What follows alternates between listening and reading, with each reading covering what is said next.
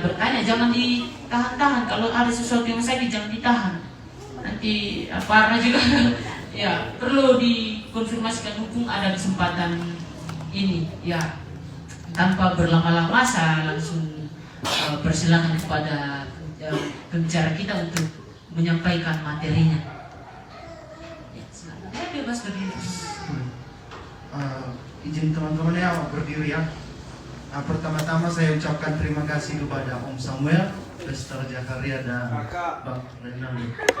Kakak Noel. Oh, kakak ya sudah lah. kayak sekali sungkan saya. Oke, terima kasih teman-teman. Saya ucapkan selamat sore, shalom. Saya perkenalkan tadi, nama saya Sinui Warubu. Teman-teman bisa panggil saya Nui. Oke, salam kenal dari saya. Hari ini mulai tanggal 14 sampai tanggal 16 masih suasana bunga. Nggak tahu apakah kalian ini dapat coklat atau bunga dari ya mungkin orang-orang terdekat kalian. Dan mungkin juga Alfamart, Alfamidi, Indomart, masa-masa berjaya ini ya coklat habis gitu ya. Atau enggak? Kalau Hizkia dapat coklat enggak? Enggak dapat coklat.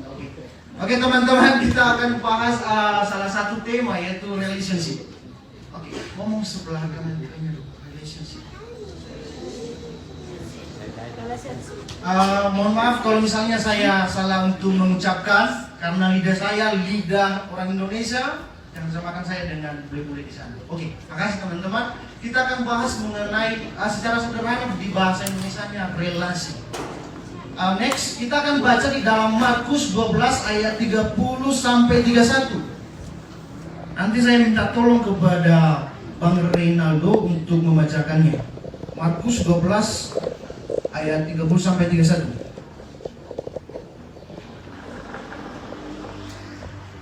Markus 12 ayat 30 sampai 31. Kasihilah Tuhan Allahmu dengan segenap hatimu dan dengan segenap jiwamu dan dengan segenap akal budimu dan dengan segenap kekuatanmu. Dan hukum yang kedua ialah kasihilah sesamamu manusia seperti dirimu sendiri. Tidak ada hukum lain yang lebih utama daripada kedua hukum ini. Oke.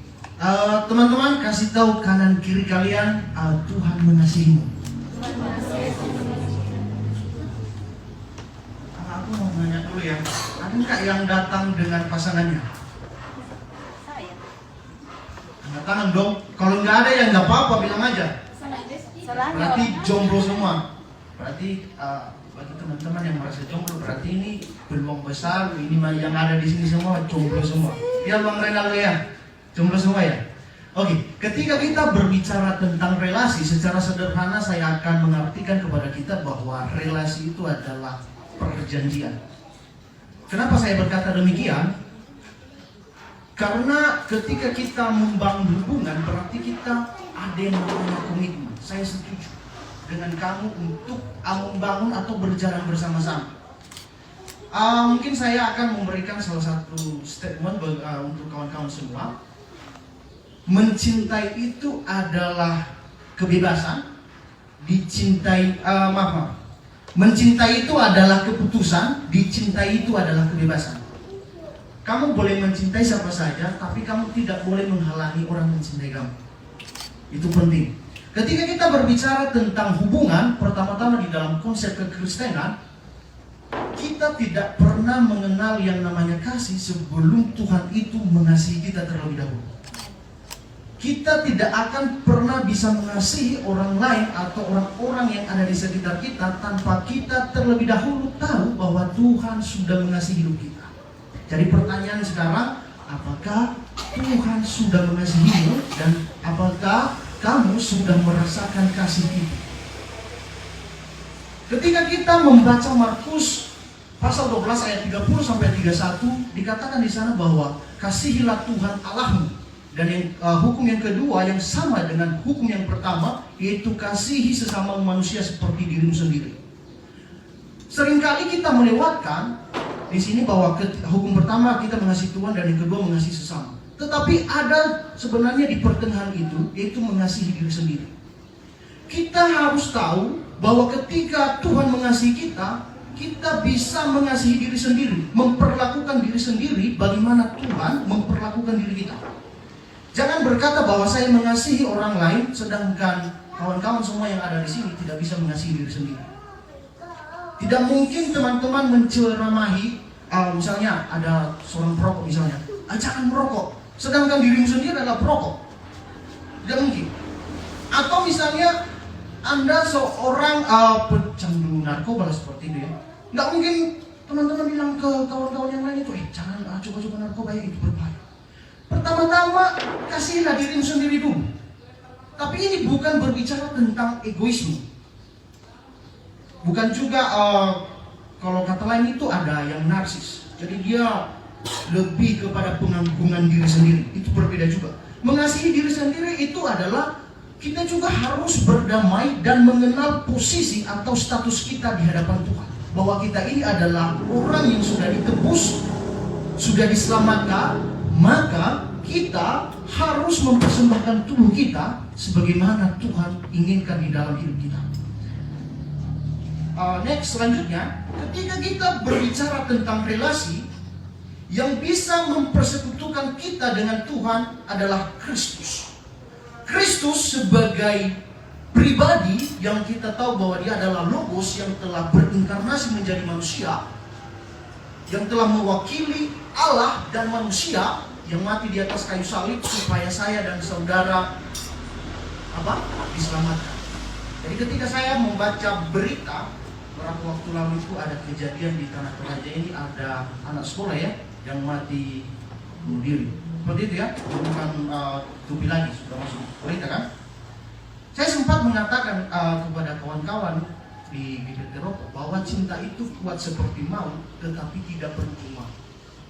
Segala sesuatu yang mengatasnamakan cinta tetapi berujung maut, atau membuat kita terpisah dari Tuhan, atau membuat kita melakukan hal-hal yang tidak baik, yang tidak sesuai dengan firman Tuhan, itu bukan cinta.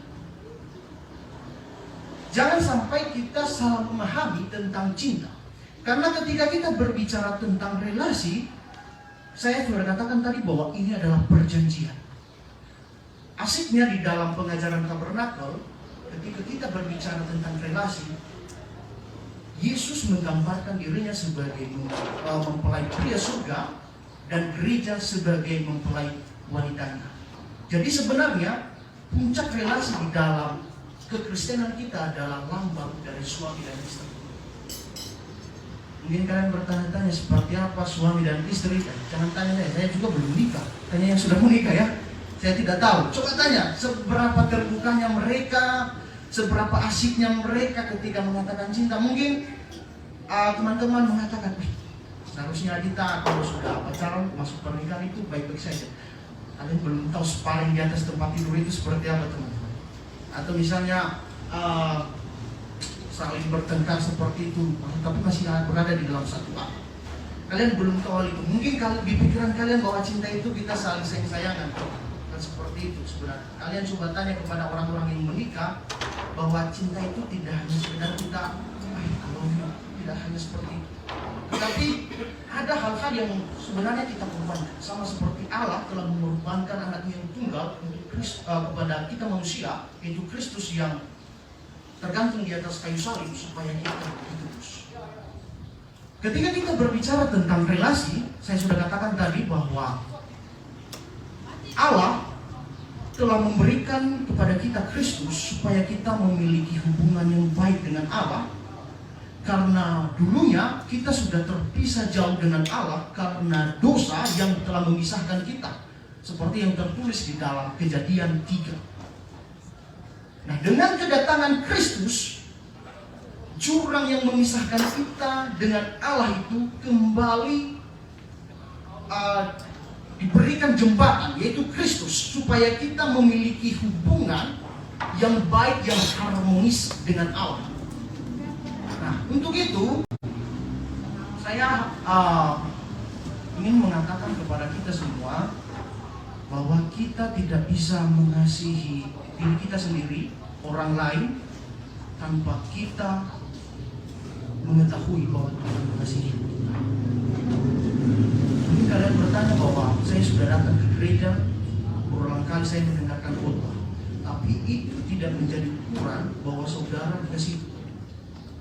Seringkali kita itu merasa, aku merasa lo dikasih itu. Tapi benar nggak perasaanmu itu kamu dikasih itu? Itu yang terpenting teman-teman. Seringkali, makanya saya pernah sering kepada kawan-kawan kita bahwa kita boleh berada di gereja, melayani di gereja, tapi sebenarnya kita di luar Kristus. Makanya pertanyaannya adalah, ketika kita berada di dalam gereja, maka kita berada di dalam Kristus. Jangan sampai kita berada di dalam gereja, tapi kita di luar Kristus.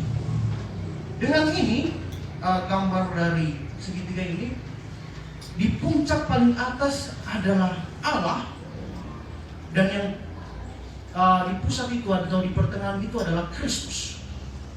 Allah mengasihi saya dan saudara itu dengan jembatannya adalah Kristus. Karena Kristus telah datang ke dunia untuk menebus kehidupan kita yang berdosa. Dengan demikian, maka Allah yang telah mengasihi kita melalui Kristus itu, kita juga bisa mengasihi sesama kita. Bayangkan saudara, apa yang dikata lagu tadi, jadikan kami satu sama seperti Bapa dan Engkau Yesus adalah satu. Saya ini orang Sumatera. Teman-teman semua di sini rata-rata orang Toraja. Kenapa sih kalian bisa menerima saya di sini?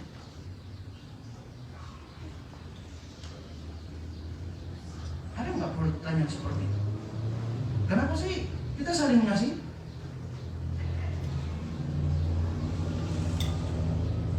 Itu semua karena cinta Tuhan kepada kita. Oke, selanjutnya sekarang saya akan membagi 2 poin bagaimana cara kita membangun relasi dengan Allah dan bagaimana cara kita membangun relasi dengan sesama. Pertama-tama, bagaimana cara kita membangun relasi dengan Allah, yaitu membaca, merenungkan, dan melakukan firman Tuhan. Ini poin yang sudah ramai sekali dibicarakan. Tapi kalau teman-teman perhatikan di dalam Mazmur 1 sampai pasal 1 ayat 1 sampai 3, coba teman-teman renungkan itu, seperti apa sih orang yang mendengar, melakukan kebenaran firman Tuhan. Katanya itu dia seperti pohon yang subur berada di tepi aliran sungai. Salah satu yang menjadi ciri kita ketika kita membangun relasi dengan Allah, kita membaca Alkitab. Saya tidak tahu apakah teman-teman hari ini sudah membaca Alkitab atau tidak. Kalau misalnya kalian belum membaca Alkitab, segera bertobat. Yang kedua, bagaimana cara kita membangun relasi dengan Allah adalah berdoa. Berdoa itu tidak hanya ketika saudara berada di gereja menutup mata, atau ketika mengambil waktu khusus untuk berada di kamar selama 5-10 menit. Tidak seperti itu. Berdoa itu sebenarnya adalah setiap tarikan dan hembusan nafas kita itu harus diiringi dengan doa. Lalu doa itu apa? Itu berbicara tentang relasi atau koneksi kita dengan Tuhan. Makanya di dalam Yohanes 4 atau 8 itu, ketika Yesus mengatakan kepada perempuan Samaria bahwa kamu akan menyembah Allah itu dalam roh dan kebenaran. Roh itu berbicara tentang koneksi kita dengan Tuhan. Dan kebenaran itu bahwa kamu itu pertama-tama harus dimerdekakan, harus dibenarkan. Ketika kamu sudah dibenarkan, maka kamu boleh memiliki hubungan dengan Allah. Tanpa pembenaran Allah di dalam dirimu, kamu tidak punya relasi dengan Allah. Dan yang ketiga, yaitu beribadah. Ini seringkali kita teman-teman pemuda, kira-kira siapa artis Korea itu ya? Saya juga tidak terlalu tahu. BTS itu apa namanya? Siapa? Sebutkan salah satu, Kak. Siapa nama artis Korea yang suka joget-joget itu? Siapa? Hah? Siapa? Hah? Siapa yang paling ganteng artis Korea lah? Siapa? Siapa artis Korea favoritmu lah?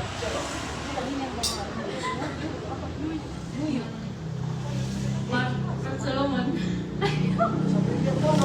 Yang berdasar. Artis Korea favoritmu siapa?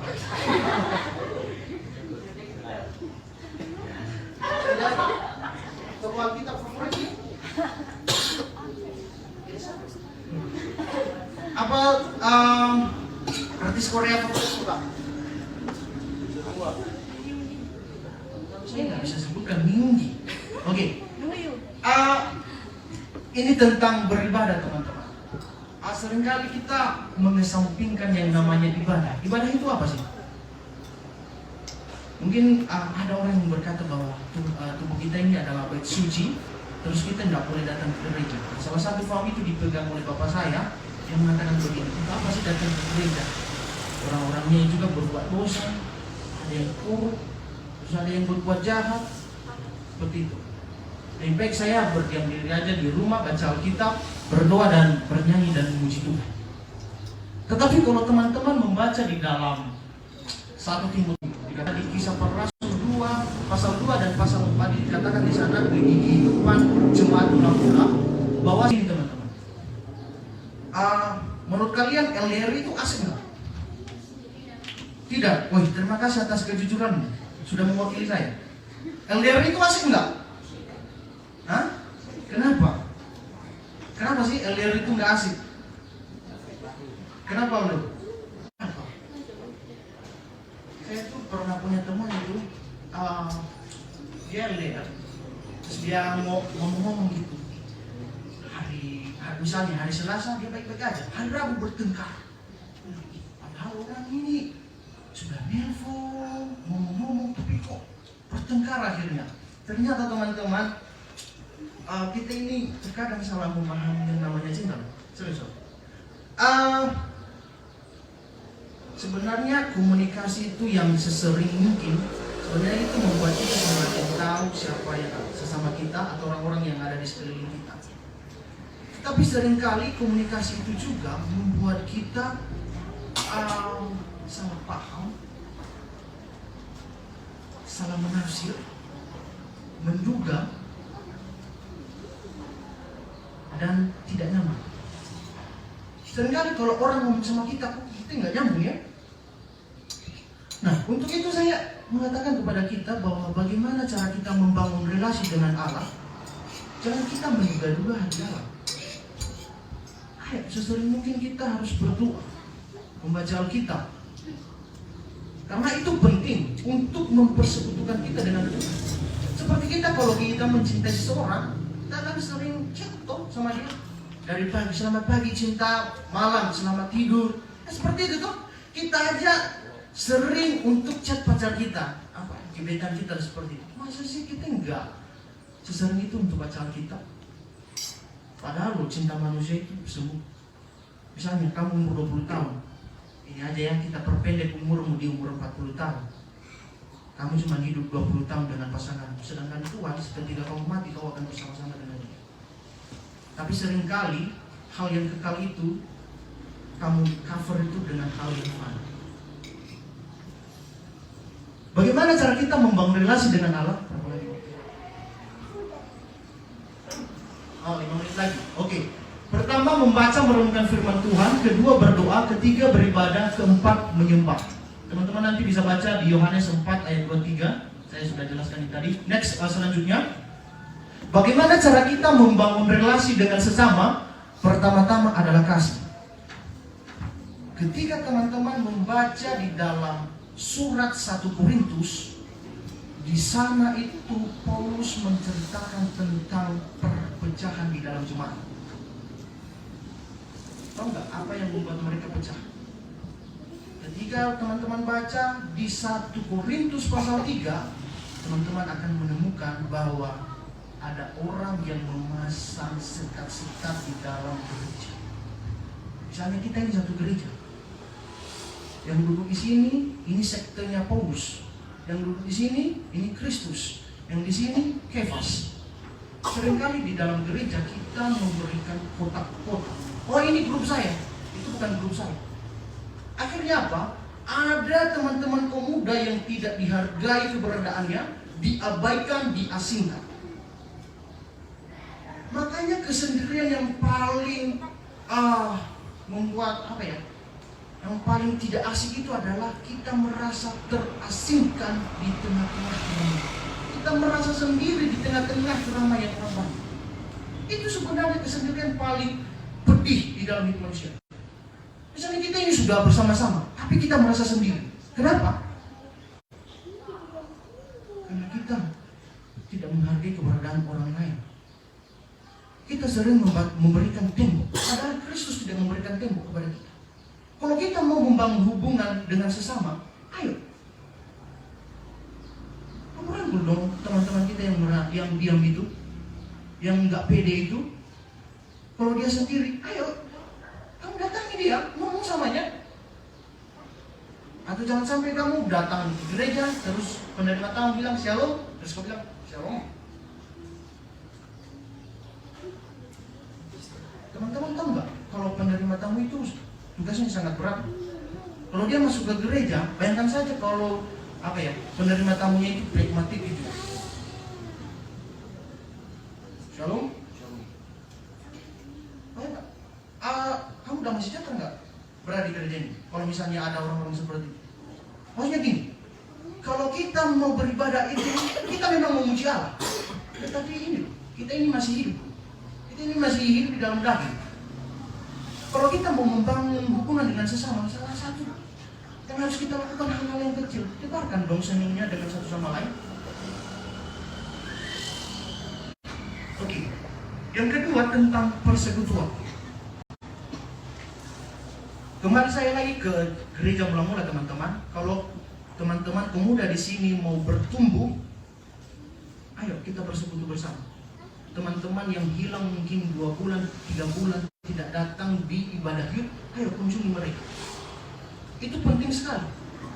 Jangan sampai ketika ada orang, salah satu teman kita tidak datang ibadah, dia lepas dari pengajaran, tidak lagi cinta Kristus.